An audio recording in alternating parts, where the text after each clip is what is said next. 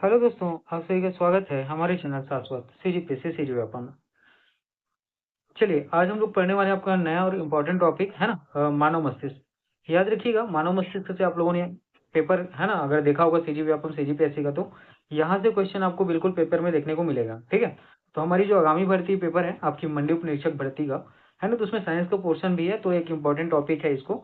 चलो कंटिन्यू आगे करते हैं। ठीक है, चलिए। तो देखिए, सबसे पहले जितनी इंपॉर्टेंट चीज़ है बस हम लोग उसी चीज़ के बारे में डिस्कस करेंगे। ठीक है, देखिए, तो मस्तिष्क में न्यूरॉन्स की संख्या अगर आपसे पूछा जाए तो आपको याद रखना है कितना, तो 86 अरब, है ना। कितना, तो 86 अरब, 86 बिलियन। ठीक। अगला देखिए, अगला आपको याद रखना है कि जो नर्व इम्पल्स है ना, जो तंत्रिका का जो स्पीड है, जिसको क्या है तो आवेग, है ना, जो आपकी तंत्रिका होती है उसका जो सेंसेशन है ना, जिसको आवेग बोलते हैं, उसकी गति तो याद रखनी है आपको 350 एमपीएच, है ना। कितना, तो 350 एमपीएच, 1 मिनट। ठीक है, चलिए, 350 एमपीएच आपको याद रखनी है। ठीक। अगला देखिएगा, उसके बाद जो मस्तिष्क की जो ऊर्जा खपत होती है, ठीक है, वो आपको याद रखना है एक लाइट बल्ब जलने के लिए पर्याप्त होती है। ठीक। मस्तिष्क क्या करता है, जितना ऊर्जा कंज्यूम करता है उस ऊर्जा से आप क्या कर सकते हैं, तो एक लाइट बल्ब जला सकते हैं। और कितने वाट का, तो याद रखिएगा 20 वाट तक का। ठीक। अगला याद रखिएगा कि हमारा मस्तिष्क जो है हमारे शरीर जितनी ऑक्सीजन क्या टेक करता है उसका 20% का उपयोग तो हमारा मस्तिष्क ही करता है। ठीक है, पूरे शरीर को जितनी ऑक्सीजन की जरूरत होती है उसके 20% का यूज कौन करता है, तो मस्तिष्क करता है। उसके बाद आपको याद रखना है कि मस्तिष्क जो है ना, हमारे मस्तिष्क का जो औसत वजन है वो कितना होता है, तो 1400 ग्राम, जिसको आप लोग क्या कहते हैं, 1.4 केजी, है ना, लगभग 1.5 किलो से 100 ग्राम कम होता है। ठीक, ये आपको याद रखना है, ये पेपर में पूछा गया है। मस्तिष्क का वजन कितना होता है, तो वयस्क मस्तिष्क का वजन आपको 1400 ग्राम देखने को मिलता है। ठीक है, और मस्तिष्क में होता क्या है, तो याद रखिएगा 60% फैट वसा होता है ना। मानव मस्तिष्क में 60% क्या होता है, ये 1400 ग्राम का क्या होता है, तो 60%। ठीक है, आपको 840 ग्राम के आसपास क्या देखने को मिलता है, ये देखने को मिलता है, तो फैट देखने को मिलता है। ठीक है, इसको क्या, तो 3 LBS, है ना। बस इतनी चीजें आपको याद रखनी है। ठीक, चलिए आगे बढ़ते हैं। मैं जितना करा रहा हूँ उतना ही कर लेना। ठीक, उतना क्या है, मोर देन आपका इनफ रहेगा। देखिए, अब हमारा मस्तिष्क है ना, तो मस्तिष्क का ये वाला जो हिस्सा है, देखिए, मस्तिष्क का ये वाला जो हिस्सा है, ठीक है, इतना, ये पूरा हिस्सा क्या कहलाता है, तो अग्रभाग कहलाता है। ठीक है, ये पूरा हिस्सा क्या, तो ये जो वाला पूरा हिस्सा है ये अग्रभाग कहलाता है। ठीक है, उसके बाद जो ये हरा वाला हिस्सा है, ठीक, ये वाला जो हरा वाला है ना, ये जो हरा वाला हिस्सा है, ये मस्तिष्क का क्या, तो याद रखिएगा मध्य मस्तिष्क कहलाता है। क्या, तो मध्य मस्तिष्क कहलाता है। मतलब यहाँ से यहाँ तक क्या है, तो आपके मस्तिष्क का अग्र मस्तिष्क कहलाता है। ठीक। अब मैं इसको चेंज करता हूँ, ये वाला हिस्सा, 1 मिनट, ये वाला जो हरा वाला हिस्सा है ये क्या, तो ये मध्य मस्तिष्क कहलाता है। और ये जो पीला वाला हिस्सा है ना, ये जो पीला वाला हिस्सा है ये वाला, ये क्या, तो पश्च मस्तिष्क कहलाता है। ठीक, इतनी चीजें। अच्छा, डायग्राम को आप लोग अच्छे से देखिए, डायग्राम को क्या करेंगे आप लोग अच्छे से देखेंगे।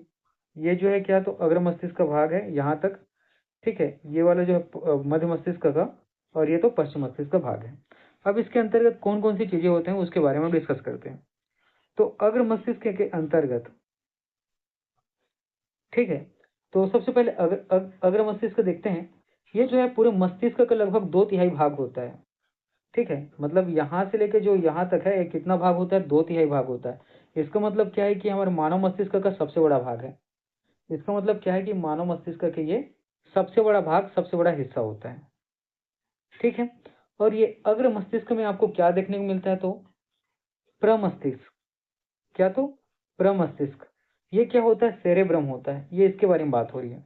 ठीक है, जो अग्र मस्तिष्क है उसी में क्या, तो आपको देखने को मिलता है। ठीक है, प्रमस्तिष्क देखने को मिलता है, जिसको इंग्लिश में क्या, तो सेरेब्रम कहते हैं।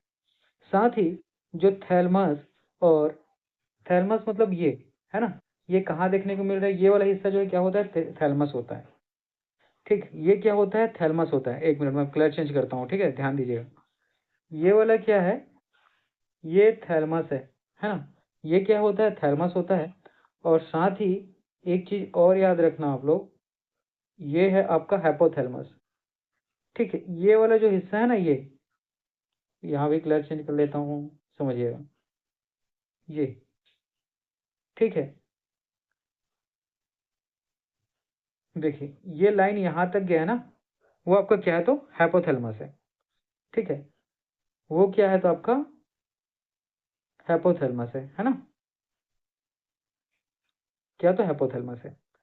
तो अग्र मस्तिष्क में आप लोगों ने क्या देखा? 2/3 हिस्सा होता है पूरे मस्तिष्क का, सबसे बड़ा भाग होता है। और इसके प्रमुख अंग में आपको देखने को मिलता है प्रमस्तिष्क, जिसको आप तो सेरेब्रम कहते हैं। साथ ही थैलमस और हाइपोथैलेमस आपको देखने को मिलता है। ठीक है, और अग्र मस्तिष्क जो है क्या कार्य करता है? तो याद रखिएगा, ये जो है इंटेलिजेंट होता है। ये क्या होता है? इंटेलिजेंट ब्रेन होता है ना? तो अग्र मस्तिष्क के बारे में क्या याद रखना कि ये जो है इंटेलिजेंट ब्रेन होता है। ठीक, इतनी चीजें क्लियर हुई। चलिए आगे बढ़ते हैं। अब हम लोग बात करेंगे किसके बारे में? तो मध्य मस्तिष्क के बारे में। मध्य मस्तिष्क मतलब ये वाला जो हिस्सा है, ये मस्तिष्क का क्या होता है? सबसे छोटा भाग होता है। मध्य मस्तिष्क के बारे में याद रखिएगा, सबसे छोटा भाग होता है। और साथ ही कुछ सेंसिटिव अंग जैसे आंख और कान पर ये क्या करता है? नियंत्रण करता है। तो आंख और कान का नियंत्रण कहाँ से होता है? तो मध्य मस्तिष्क का होता है। ये चीज आपको याद रखनी है। ठीक, अगला आपको बात करते हैं पश्चिम मस्तिष्क के बारे में, ये वाले हिस्से के बारे में। तो इसके जो प्रमुख अंग है उसमें आपको याद रखना है सेरेबेलम। ठीक है, क्या? तो सेरेबेलम। ये देखिए, मैं इसको इंडिकेट कर रहा हूँ ना, ध्यान से समझने की कोशिश करिएगा। ये सेरेबेलम जो है, ये वाली लाइन, ये वाली लाइन है ना, ये वाली लाइन जो इस तरीके से आ रही है, ये किसका हिस्सा होता है? तो याद रखिएगा पश्चिम मस्तिष्क का होता है। यहाँ से अब कंफ्यूज नहीं हो जाना कि मध्य मस्तिष्क का हिस्सा है। ठीक है, ये ऐसे करके नीचे क्या होता है? आपके तंत्रिका तंत्र से मानव शरीर में मेरुरज्जु से जोड़ते हुए, है ना, शरीर के अन्य भागों तक ये फैला हुआ होता है। तो यहाँ पर आपको याद रखिएगा, फैला हुआ कहना नहीं चाहिए, क्या होता है? जुड़ा हुआ होता है। ठीक है, तो पश्चिम मस्तिष्क में आप लोग क्या देख पाते हैं? आप लोग देख पाते हैं, ठीक है, अनुमस्तिष्क, जिसको क्या? तो सेरेबेलम कहा जाता है। ये किसका हिस्सा है? तो पश्चिम मस्तिष्क का हिस्सा है। साथ ही ये पोन्स और मेडुला, ठीक है, पोन्स ये होता है और आपका मेडुला ये होता है, ये भी किसका हिस्सा है? तो पश्चिम मस्तिष्क का हिस्सा है। ठीक है, इतनी चीजें क्लियर हुई। जितने अनैच्छिक क्रियाएं होती हैं जिनका आप पर कोई कंट्रोल नहीं होता, बॉडी के अंतर्गत ऐसी जितनी भी काम काम होता है जिसपे आपका कोई कंट्रोल नहीं होता, ठीक है, जैसे पलक का झपकना, ठीक है, तो ऐसी और जो है अन्य ऐसी क्रियाएं हैं जिसका हर बॉडी पे क्या होता है? बॉडी पर मतलब उसका आपका कोई कंट्रोल नहीं होता, वो किसके द्वारा रेगुलेट किया जाता है? तो वो किया जाता है पश्चिम मस्तिष्क के द्वारा। ठीक है, किसके द्वारा? तो पश्चिम मस्तिष्क के द्वारा। डिटेल में बहुत सारी चीजें पढ़ेंगे आगे, है ना, जो आपके एग्जाम के लिए क्या है? तो रेलिवेंट है। ठीक है, चलिए आगे बढ़ते हैं।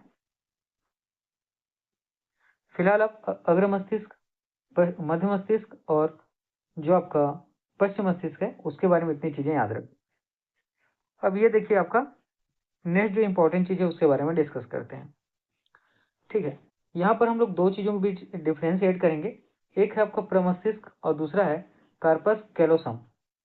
ठीक, देखिए ये क्या होता है? ये डायरेक्ट ऊपर का हिस्सा है हमारे ब्रेन का। ये जो है क्या? तो ऊपर का हिस्सा है। इसमें क्या हो? केवल और केवल ऊपर का हिस्सा ही दिखाई दे रहा है। ठीक है, ये जो है क्या? तो केवल और केवल ऊपर का हिस्सा दिखाई दे रहा है। किसमें? तो प्रमस्तिष्क में। ठीक, तो मस्तिष्क का क्या सबसे बड़ा भाग होता है? लार्जेस्ट पार्ट होता है, ये आपको याद रखना है। दो हिस्सों में बटा होता है, दायां और बायां, है ना? दो हिस्सों में क्या? तो बटा होता है, दायां या बायां, दो या ऐसा कहें दायां या बायां गोलार्ध में। ये इसको आपको देखने को क्या मिलता है? बाहरी परत। बाहरी परत को क्या कहा जाता है? सेरेब्रल कॉर्टेक्स, मतलब ग्रे मैटर।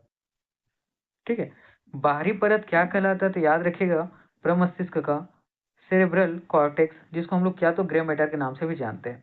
और इसी परत की निचली वो जो परत होती है, या सबसे निचला नहीं, जो मध्य का परत होता है, जो आंतरिक परत होता है, उसको क्या कहते हैं? मेडुला। और मेडुला क्या ऐसा होता है? तो व्हाइट मैटर होता है ना? तो ये सारी बातें आपको याद रखनी है। मेडुला कैसा होता है तो वाइट मैटर होता है, और सेरेब्रल कॉर्टेक्स कैसा होता है, ग्रे मैटर होता है। अब यही जो है इसी मस्तिष्क का है ना, हम लोग कैसे व्यू देखते हैं, साइड व्यू देखते हैं। साइड व्यू देखते हैं तो साइड में जो ये वाला पूरा हिस्सा है ना, ये कौन सा हो गया, तो ये तो प्रमस्तिष्क हो गया, जिसके थोड़ी देर पहले हम लोगों ने यहाँ पे पढ़ा था। अब ये उसके अंदर की है ना संरचनाएं हैं। तो याद रखिएगा, तंत्रिका तंतुओं का एक मोटा bundle, thin bundle of nerve fibre, ये क्या कहलाता है, तो कार्पस कैलोसम कहलाता है। किसमें होता है तो याद रखिएगा, कार्पस कैलोसम में होता है। ये क्या करता है, दोनों गोलार्ध को है ना, ये जो हिस्सा इस तरीके से बटा हुआ है ना, इसको जोड़ने का काम करता है। ठीक है, क्या करता है, उसको जोड़ने का काम करता है, और दोनों के बीच सामंजस्य क्या करता है, स्थापित करता है। दोनों के बीच क्या कराता है, तो कोऑर्डिनेशन कराता है। ठीक है, इतनी चीजें क्लियर हुई, चलिए आगे बढ़ते हैं। ठीक है, देखिए अब यहाँ पर आपको कुछ चीजें जो इंपॉर्टेंट चीजें हैं वो देखना है। तो ये वाला जो हिस्सा है ना, ये क्या कहलाता है, तो फ्रंटल लॉब कहलाता है। क्या, तो फ्रंटल लॉब। यहाँ पर क्या होता है, तो यहाँ पर जब आप रीजनिंग तर्क वितर्क करते हैं, वो क्षमताएं यहाँ से आती हैं। आप जो प्लानिंग करते हैं, आप जो ऐच्छिक गति करते हैं, मतलब हाथ को हिलाना डुलाना जैसा आप कर पा रहे हैं, जो ऐच्छिक आप क्रियाएं करते हैं, ये कहाँ, तो यहीं पर भी होता है। और ये पूरा किसका भाग है, तो प्रमस्तिष्क का भाग है। ये चीज भी आप याद रखना। ठीक है, ये किसका भाग है, तो प्रमस्तिष्क का भाग है। ठीक है, इतनी जो बोलने की क्षमता होती है ना, जो व्यक्तित्व से संबंधित एटीट्यूड होता है, वो कहाँ देखने को मिलता है, तो ये फ्रंटल लोब में देखने को मिलता है। ठीक है, अब इसके बाद जो दूसरा हम लोग डिस्कस करेंगे वो है आपका क्या, तो पैराइटल लोब। क्या, तो पैराइटल लोब है ना। यहाँ पर आप इस पर कोई आपको टच करता है या आप किसी को टच करते हैं, आपका टच का महसूस होना कहाँ होता है, तो पैराइटल लोब में। ये भी कहाँ होता है, प्रमस्तिष्क में ही होता है। साथ ही जो आपका टेम्परेचर गर्मी लग रहा है, ठंडी लग रहा है ना, या सर्द है, सर्द कहने का मतलब जब आर्द्र ज्यादा होता है तो एक उमस सा होता है ना, ये सब अनुभव कहाँ से होता है, तो यहीं से होता है। किससे, तो पैराइटल लोब से। ये कहाँ है, तो प्रमस्तिष्क का हिस्सा है। साथ ही आपको जो दर्द होता है, जो संवेदना होती है ना, कई बार बहुत अजीब सा लगते रहता है कि कहीं कुछ दुर्घटना होने वाला, इस तरीके की जो थिंकिंग चीजें चलती है ना, वो कहाँ चलती हैं, तो याद रखिएगा यहीं चलती हैं। ठीक है, तो इसके लिए ये किसका हिस्सा, तो प्रमस्तिष्क का हिस्सा है। ये सारी बातें आपको याद रखना है ना। यहाँ से ये वाला स्ट्रक्चर जो है प्रमस्तिष्क का है, और इतनी बातें आपको क्या, तो अच्छे से याद रखनी है। ठीक है, चलिए अब देखिए हम लोग बात करते हैं मध्य मस्तिष्क के बारे में, आगे बढ़ते हैं। ठीक है, तो देखिएगा, ये है क्या, ऑक्सीपिटल लोब। यहाँ रंग और गति की पहचान, ये वाला जो हिस्सा है ना, इस हिस्से का काम क्या है, ये जो है रंग जो आप देख पाते हैं, नीला काला गोरा है ना, सफेद हो गया, पीला हो गया, हरा हो गया, और जो गति होती है, जो हवाओं की गति हो या किसी भी प्रकार की जो गति होती है ना, उसका पहचान का आपसे यहीं से होता है। ठीक है, तो दृष्टि विजन जो चीजें, ठीक है, दृष्टि विजन से संबंधित जो चीजें आपको समझ में आती हैं या जिस तरीके की क्रियाएं आप देख पाते हैं, वो कहाँ देखने को मिलता है आपको, तो इसी हिस्से में, जिसको क्या, तो ऑक्सीपिटल लोब कहा जाता है। ठीक है, उसके बाद अगला होता है क्या, तो टेम्पोरल लोब है ना। अगला कौन सा, ये वाला हिस्सा आपको टेम्पोरल लोब का देखने को मिलता है। ठीक है, किसका, तो टेम्पोरल लोब का देखने को मिलता है। यहाँ आप जो कुछ सुनाई देता है आपके कानों में, जो याददाश्त आपके दिमाग पे रहता है, ठीक है, जो अलग अलग भाषा कई बार आप क्या करते हैं, सीखने की कोशिश करते हैं, तो उसमें जो समझ आपके अंदर, ठीक है, डेवलप होता है, वो कहाँ से होता है, तो टेम्पोरल लोब से होता है। ठीक है, तो इतनी चीजें क्लियर हुई। मैंने प्रमस्तिष्क, मध्य मस्तिष्क और आपका पश्चिम मस्तिष्क को समझा दिया है। अब इसमें आपको उसको कोरिलेट करते जाना है कि कौन सी चीजें कहाँ पर है। ठीक है, कि दिमाग के कौन से हिस्से में किस चीजों की विशेषताएं हैं। ठीक है, चलिए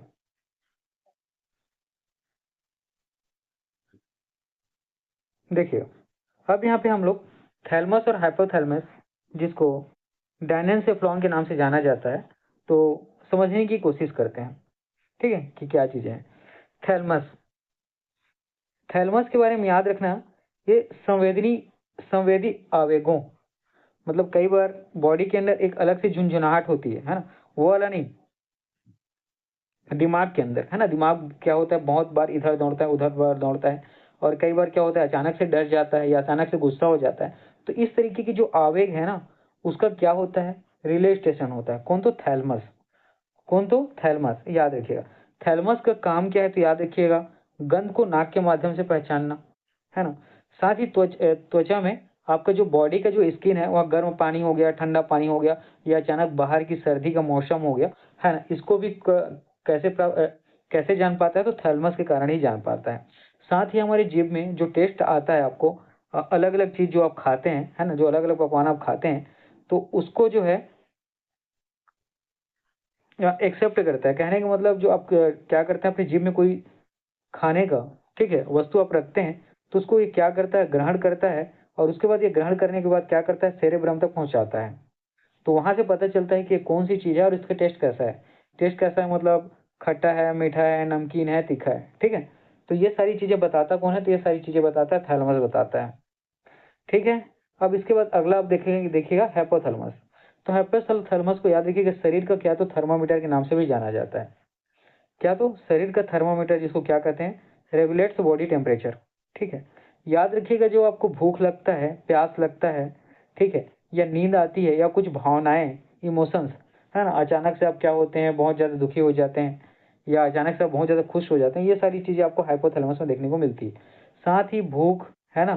प्यास और नींद ये भी आपको याद रखना है।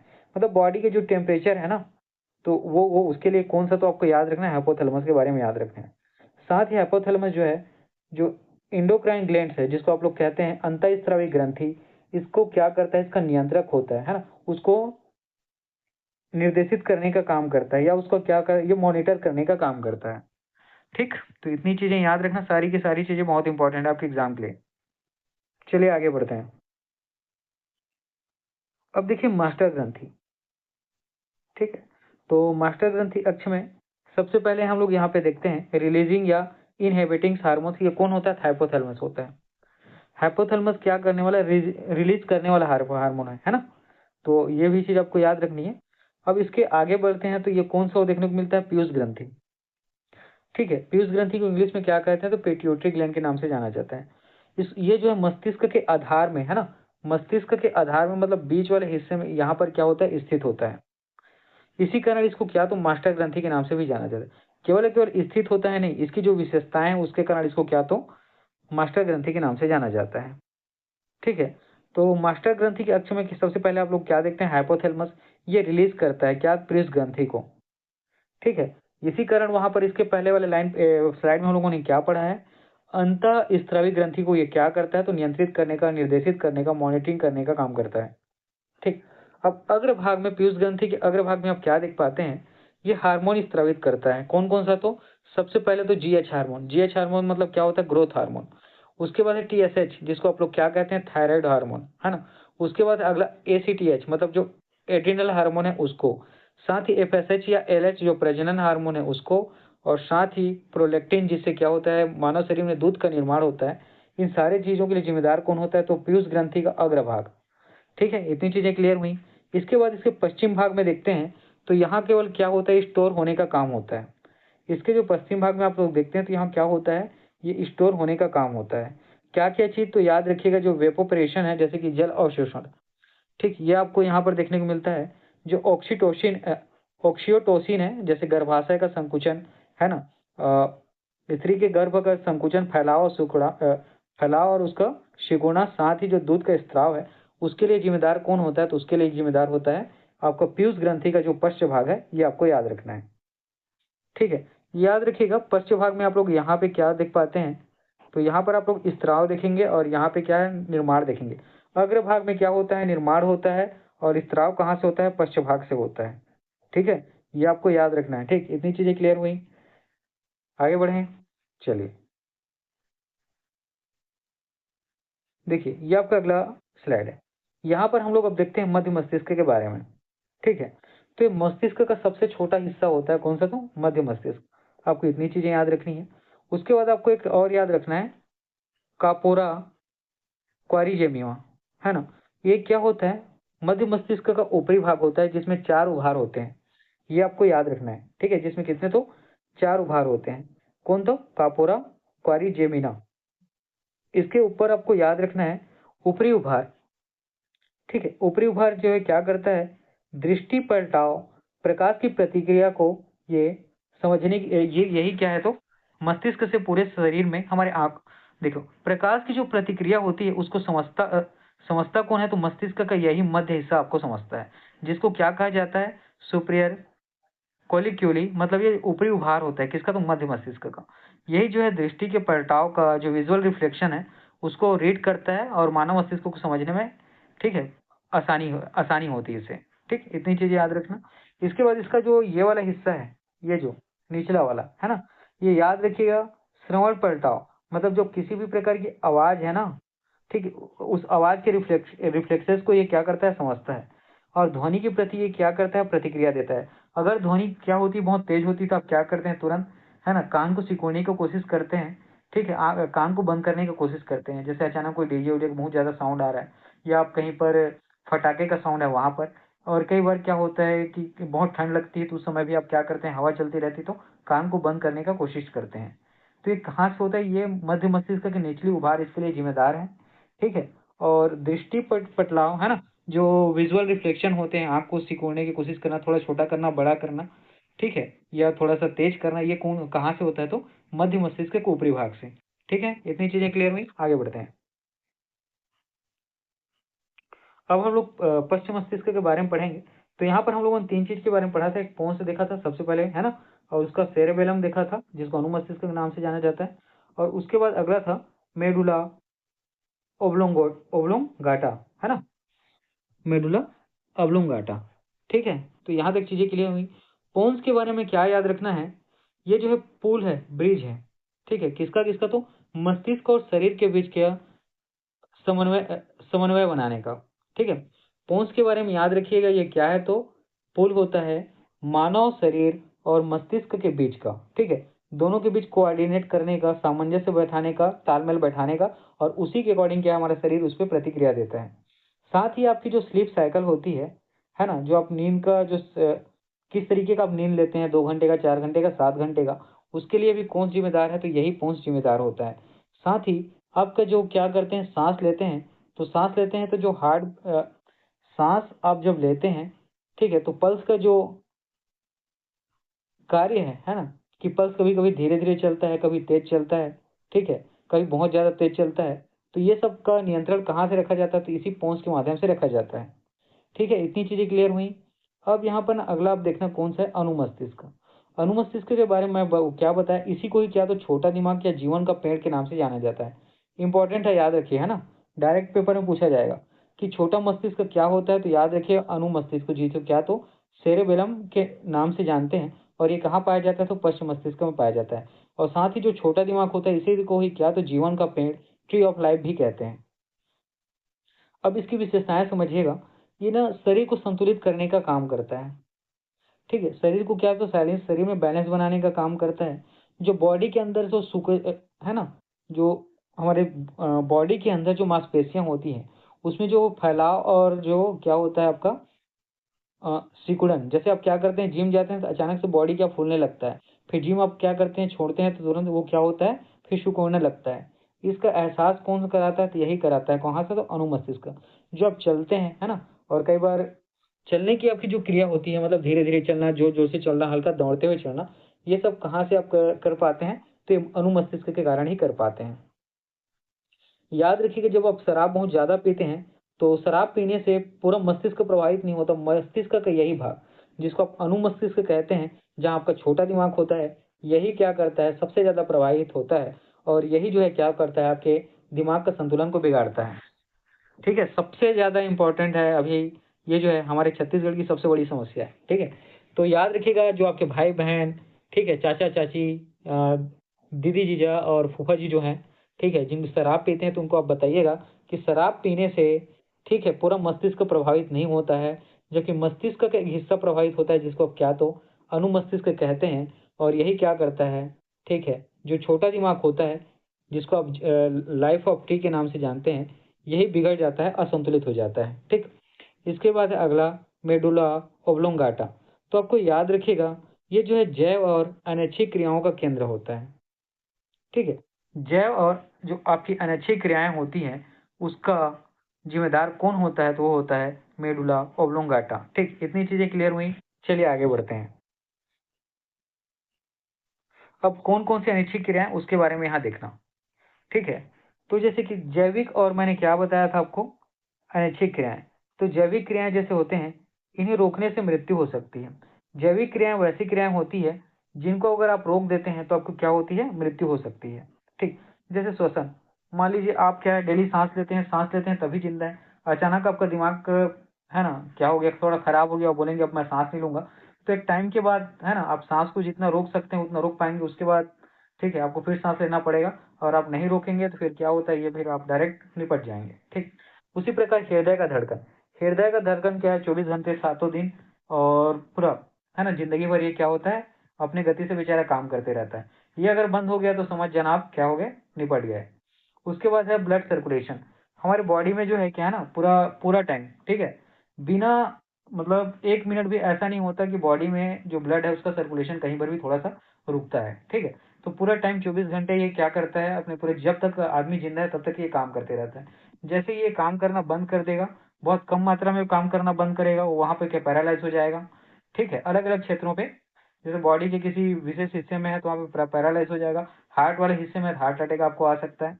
ठीक है, तो ये 24 घंटा काम करते रहता है, इसको आप अगर आप रोकेंगे तो आप ठीक है सीधा कहा तो नाम नाम सत्य हो जाएगा।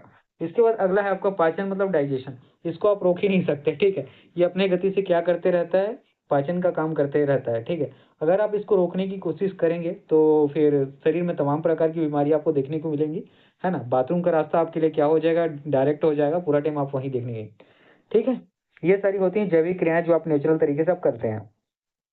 इसके बाद है कुछ सहायक क्रियाएं हैं। ठीक है, ये भी जैविक क्रियाएं का ही फॉर्म है, लेकिन इसको रोकने से आपको क्या होती है, मृत्यु नहीं होती है। ठीक है, कुछ अन्य सहायक क्रियाएं हैं जिसको आप क्या करते हैं, रोक भी देते हैं तो आप क्या होते हैं, निपटेंगे नहीं। ठीक है, तो सबसे पहले छींकना। ठीक है, तो देखिए छींकने को रोकने आपको छींक आ रही है, आप इसको रोक देंगे तो आपकी मृत्यु नहीं होती है, लेकिन रोकना नहीं चाहिए। ठीक है, उसके बाद अगला है खांसना है। ठीक है, खांसने के बाद उबासी, जो उल्टी होता है, तो उल्टी के लिए जिम्मेदार कौन होता है, तो आपको याद रखिएगा मेडुला, है ना, जो लोगों की उल्टी होती है उसके लिए जिम्मेदार कौन होता है, तो यही मेडुला होता है। ठीक, जो आपको हिचकी आती है, जो मनुष्य क्या होता है, आदमी जो खराटे लेता है, इन सब के लिए जिम्मेदार कौन है, तो याद रखिएगा मेडुला। आप जो छींकते हैं, खांसते हैं, उबासी लेते हैं, उल्टी करते हैं, हिचकी आती, खराटे, इन सब का जिम्मेदार कौन है, तो याद रखिएगा मेडुला। इसी की सहायता से आप इन सब चीजों को क्या तो जो आपकी एसेसरीज फंक्शन है ना, इसको आप कर पाते हैं। तो जब आपसे पूछा जाएगा कि श्वसन, हृदय की धड़कन, रुधि परिसंचरण, पाचन, छींकना, खांसना, उबासी, उल्टी, हिचकी और खराटे, ये कौन करता है, तो याद रखिएगा मानव मस्तिष्क का मेडुला ओब्लोंगाटा इसके लिए जिम्मेदार है। ठीक, यही इसका क्या होता है, सेंटर पॉइंट होता है, और इसी का ये सारी चीज क्या होता है, एक्शन है, एक्शन के प्रतिरूप आपको इन सब चीजों को देखने को मिलता है। ठीक है, चलिए आगे बढ़ते हैं। देखिए हमारे मस्तिष्क में ना क्या होती है, एक वेव चलते रहता है। ठीक, मस्तिष्क में क्या होता है, वेव चलते रहता है ना, किस तरीके की एक तरंगे होती हैं। ठीक है, क्या होती है वेव, क्या होती है, तरंगे होती हैं, जिसको आम बोलचाल में क्या तो चेतना कहते हैं। इसीलिए मस्तिष्क का ब्रेन को है ना टेस्ट किया जाता है, तो उसको क्या क्या कहते हैं, तो ईईजी के नाम से जाना जाता है। ठीक है, उसको क्या तो ईईजी के नाम से जाना जाता है। ठीक, तो जब भी आप मस्तिष्क का किसी का टेस्ट होते देखेंगे तो आप उस टेस्ट को क्या तो ईईजी कहते हैं। ठीक है, ये क्या होता है, ध्यान दीजिएगा यहाँ पे, ये होता है आपका यहाँ पे इलेक्ट्रो, यहाँ पे एंसेफालोग्राम, इसका फुल फॉर्म होता है ना, ईईजी का फुल फॉर्म आपको याद रखना। ये क्या करता है, हमारी जो मस्तिष्क होती है उसकी जो तरंगे होती है, तरंगे मतलब क्या होती है, गति होती है ना, विद्युत गति होती है। ठीक है, जो विद्युत गति होती है, जो तरंगे होती है, जो चेतना, उसी को मापने का काम करता है ये। ठीक है, उसी प्रकार के उसी में क्या तो उसी को मापने का काम करता है, उसमें किसी भी प्रकार का डिस्टरबेंस होता है तो उसको ये बताता है। ठीक, चलिए देखिएगा अब ईईजी काम कैसे करता है ना, कौन कौन से सिग्नल्स को पहचानता है, जो तरंगे और विद्युत गति गति जिसको कहते हैं, तो देखिएगा ये होता है डेल्टा। डेल्टा में आपने जो ईईजी का आप देखना, जैसे आप ईसीजी कराते हो ना हार्ट का, ठीक है, जिसको इकोकार्डियोग्राम कहा जाता है ना, उसमें इस तरीके का आपको, ठीक है, इस तरीके का लाइनिंग आपको देखने को मिलता है। तो कई बार लाइनिंग इस प्रकार से ऊपर नीचे होता है, जैसे इसमें दिया गया है ना, इसमें दिया गया है कि यहाँ पे दूर दूर है, इस तरीके से है, उसके बाद यहाँ से एकदम पास पास है ना, तो इसको पढ़ते हैं यहाँ पे, समझना। देखिए जब इस प्रकार की चीजें इस तरीके से होती हैं तो यह गहरी नींद, डीप स्लीप को क्या करता है, दर्शाता है। और यहाँ पर जो है ना डेल्टा आपको याद रखना है कितना होता है, 0.5 से 4 हर्ट्ज के बीच होता है। तो यहाँ पर नींद जो है अच्छी होती है। उसके बाद है 4 हर्ट्ज से जो 8 हर्ट्ज होता है, इस वेरिएशन वैल्यू को क्या तो थीटा के नाम से जाना जाता है। यहाँ पर जो है गति जो है इस प्रकार की हो जाती है, वहाँ पर गति जो है कुछ इस प्रकार की हो जाती है।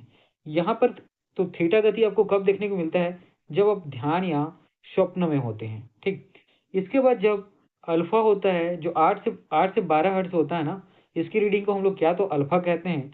ये जो है विश्राम और मानसिक शांति के को क्या करता है, दर्शाता है। ठीक है, और इसका जो है आप देख पाएंगे तरंग की गति कुछ इस प्रकार की होती है। ठीक है, तरंग की गति कुछ इस प्रकार की होती है। इसके बाद अगले जब आप बढ़ते हैं 12 से 30 हर्ट्ज में, तो इसको क्या तो बीटा के नाम से जाना जाता है। ठीक है, जो आपकी सक्रिय सोच, समस्या और समाधान पर जब आप विचार विमर्श करते हैं, तो आपका ब्रेन जो है कुछ इस प्रकार से चल रहा होता है। ठीक है, जब जब आप किसी भी चीज को सोचते हैं, है ना, चाहे समस्या समाधान हो, तो आपका ब्रेन इस प्रकार से चल रहा होता है। उसके बाद देखिए जब क्या होता है, आपका दिमाग का सिग्नल जो है 30 से 100 हर्ट्ज पर जब काम कर रहा होता है, तो याद रखिए तभी होता है जब आप उच्च स्तरीय धारणा और स्मृति करते हैं। ठीक है, जैसे आप रीजनिंग वाला टॉपिक पढ़ रहे हैं, तो वहां पर आपको ये रीजनिंग और मैथ्स, तो वहां पर ये आपको देखने को मिलता है। ठीक है, और वहां पर जो है आपका दिमाग कुछ इस प्रकार से काम कर रहा होता है। तो मेरे दोस्तों, मेरे ख्याल से आप इजी पढ़ना सीख गए होंगे। ठीक है, थोड़ा बहुत तो सीख ही गए होंगे ना यहाँ से। ठीक, तो इतनी चीजें आपको याद रखनी है। चले आगे बढ़े। ओके, देखिएगा, अब मस्तिष्क के बारे में पढ़ रहे हैं, तो कुछ बीमारियां भी होती हैं जिसको कहते हैं अल्जाइमर रोग, ये मस्तिष्क में होता है। पार्किंसंस रोग, ये भी आपको मस्तिष्क में देखने को मिलता है। स्ट्रोक, है ना, इससे सब वाकिफ है, बहुत बार सुना होगा, पिक्चर में बहुत देखे हैं, है ना। तो ये एक मस्तिष्क की बीमारी है, और साथ ही आपको देखने को मिलता है मल्टीपल स्क्लेरोसिस। ठीक है, ये कहाँ होता है, तो मस्तिष्क में होता है। अब इसका कारण देखते हैं, और साथ ही मस्तिष्क का कौन सा भाग इससे प्रभावित होता है, ये सब आपको ध्यान रखना है। तो सबसे पहले अल्जाइमर रोग, बहुत लोग इससे क्या है तो ग्रसित हैं। देखिए, याद रखिएगा, हिप्पोकैम्पस और सेरेब्रल कॉर्टेक्स, हाँ, सेरेब्रल कॉर्टेक्स इससे क्या होता है, वही वही इसका प्रभावित क्षेत्र है। और इसके कारण क्या होता है, जो आपको याददाश्त है उसमें कमी होती है, और जो न्यूरॉन्स होता है जिसके कारण आप बहुत अच्छे से काम कर पाते हैं, वो न्यूरॉन्स क्या होता है ना, नष्ट होना इसमें चालू होता है। ठीक है, अगला आपको याद रखना है क्या तो पार्किंसंस रोग। ठीक है, तो इसका जो मानव मस्तिष्क में एरिया होता है सबस्टेंसिया निग्रा, ये इसको प्रभावित करता है उस क्षेत्र को। और इसके कारण जो है डोपामाइन उत्पादक न्यूरॉन्स की हानि से शरीर में क्या होता है, कंपन होता है ना। तो पार्किंसंस रोग के बारे में क्या याद रखना का, कौन सा क्षेत्र प्रभावित होता है मस्तिष्क का, तो सबस्टेंसिया निग्रा वाला क्षेत्र प्रभावित होता है। डोपामाइन उत्पादक जो न्यूरॉन्स होते हैं, इसकी हानि होती है, और शरीर में जो है क्या होता है, हल्का हल्का कंपन, मतलब जैसे ठंडी में हल्का हल्का शरीर ठंडी लगता है ना, उसी तरीके की यहाँ पर क्या होता है, बॉडी में कंपन होने लगता है। अगला आपको ध्यान देना है किसके बारे में, तो स्ट्रोक के बारे में, है ना। तो ये जो है, जब मस्तिष्क में रक्त वाहिकाओं में रुकावट या फटना, ठीक है, हमारे मस्तिष्क में जो ब्लड है, ब्लड सर्कुलेशन होता रहता है ना, बहुत सारे छोटे छोटे न्यूरॉन्स के माध्यम से, या ऐसा कहें आप लोग हम माफ करिएगा, थोड़ा सा गला क्या है ना, थोड़ा सा खराश है। तो हाँ, चलिए स्ट्रोक के बारे में आपको देख रहे थे ना। तो मस्तिष्क में जैसे ही क्या होती है, ब्लड सर्कुलेशन होता है, अचानक क्या होती है, मस्तिष्क की नसें फट जाती हैं, कहीं पर क्या होता है थोड़ा सा, है ना, नसें जो चिपक जाना या जाम हो जाना, तो क्या होता है, खून जो अच्छे से पूरे ब्रेन में क्या होती है, चल नहीं पाती है, प्रवाहित नहीं हो पाती है ना, सभी अंग पर पहुंच नहीं पाती है। जिसके कारण क्या होता है, खून के साथ जो ऑक्सीजन है वो भी पर्याप्त मात्रा में दिमाग में नहीं पहुंच पाता है, और जिसके कारण जो है ना, आपको क्या होता है, स्ट्रोक आता है। हाँ, उसी कारण क्या होता है, स्ट्रोक आता है। और खून जो है अगर पूरे सभी जगह पे नहीं पहुंच पाता है मानव मस्तिष्क की नसों में, तो नहीं पहुंचने के कारण क्या होता है, वहां की जो ब्रेन सेल्स हैं वो क्या होती है, उसकी मौत होने लगती है। ठीक है, ठीक है, इतनी चीजें क्लियर हुई। हाँ, ये लास्ट वाला बचा है यार, कौन सा, मल्टीपल, कौन से वाले में लिखे हैं इसको, इसमें, ठीक है, मल्टीपल स्क्लेरोसिस। याद रखिएगा, ये जो है हमारे तंत्रिका तंतुओं की क्या है तो सुरक्षात्मक परत है ना, सुरक्षात्मक परत पर प्रतिरक्षा प्रणाली का हमला। ठीक है, तो मल्टीपल स्क्लेरोसिस, इसको भी याद रखिएगा आप लोग, कि हमारी जो तंत्रिका तंतु होती है जो मस्तिष्क में उपस्थित है, उसके जो सुरक्षात्मक परत है उस पर क्या करता है, ये हमला करता है, ठीक है, उसको नष्ट करने का काम करता है, उसको क्या उसको अच्छे से काम नहीं करने देता, ठीक है, उसके काम को ये क्या करता है, तो डिस्टर्ब करता है। ठीक, इतनी चीजें क्लियर हुई, आगे बढ़ते हैं। ठीक है, कुछ इंपॉर्टेंट चीजें याद रखना क्योंकि रीजन के तौर पे, और डायरेक्ट ये प्रश्न पूछे गए हैं आपके पेपर में। ठीक है, तो मस्तिष्क का सबसे बड़ा भाग कौन होता है, तो याद रखिए प्रमस्तिष्क, जिसको क्या तो सेरेब्रम के नाम से जानते हैं। ठीक है, मास्टर ग्रंथि कौन सा होता है, तो पिट्यूटरी ग्लैंड, जिसको क्या तो पीयूष ग्रंथि के नाम से जानते हैं, है ना। मस्तिष्क का आवरण जो है आपको किस तरीके का देखने को मिलता है, तो मेनिंजेस, है ना, ये किसके समान है, तो सूजन के समान आपको देखने को मिलता है। हमारा मस्तिष्क जो है कैसा देखने को मिलता है, तो मेनिंजेस इसका आवरण के समान, जो कैसा होता है, लगभग लगभग सूजन के तरीके से देखने को मिलता है आपको। ठीक है, और प्रतिवर्ती क्रियाओं पर नियंत्रण किसका होता है, तो मेरुरज्जु जो आपका क्या तो ये आपका ना रीढ़ की हड्डी होती है ना, स्पाइनल कॉर्ड कहते हैं इंग्लिश में इसको, ये आपकी क्या होती है, रीढ़ की हड्डी होती है ना। तो प्रतिवर्ती क्रियाओं का नियंत्रण किसके द्वारा किया जाता है, तो मेरुरज्जु, जिसको आप लोग कहते हैं स्पाइनल कॉर्ड, इसके द्वारा, है ना, बहुत इंपॉर्टेंट है। ठीक, उसके बाद आपको याद रखना है मस्तिष्क का द्रव जो है ना, ये सेरेब्रोस्पाइनल द्रव होता है, ठीक है, जो CSF कुशन का कार्य करता है। ठीक है, तो मस्तिष्क का द्रव कौन सा होता है, तो आपको याद रखना है सेरेब्रोस्पाइनल द्रव। साथ ही न्यूरोट्रांसमीटर रिलीज करने के लिए आवश्यक जो आयरन होता है कैल्शियम 2+ होता है ना। दिमाग में याद रखेगा न्यूरोट्रांसमीटर रिलीज करने के लिए जो आवश्यक आयन कौन होता है, तो कैल्शियम 2+ होता है। साथ ही हानिकारक पदार्थों से बचाव के जो है ये ब्लड ब्रेन बैरियर होता है ना। तो हानिकारक पदार्थों से बचाव के लिए क्या होता है, तो मानव मस्तिष्क में ब्लड ब्रेन बैरियर होता है। ठीक है दोस्तों, इतनी चीजें याद रखना। चलिए ठीक है, आज का क्लास इतना ही, पढ़ते रहिए, जितनी इंपॉर्टेंट चीज थी मानव मस्तिष्क को लेकर सारा चीज मैंने यहाँ पे करा दिया, इससे ज्यादा आपको पढ़ने की जरूरत नहीं पड़ेगी। ठीक है, तो चलिए ठीक है, पढ़ते रहिए, हमारे चैनल को सब्सक्राइब करिए, कोई भी चीज समझ में नहीं आऊंगा तो कमेंट करिएगा। ठीक है, और हमारे टेलीग्राम चैनल को ज्वाइन कर लीजिए। ठीक है, और चैनल को शेयर जरूर करिए यार आप लोग। ठीक है, चैनल को शेयर वेयर कर नहीं रहे हो आप लोग। ठीक है, चलिए।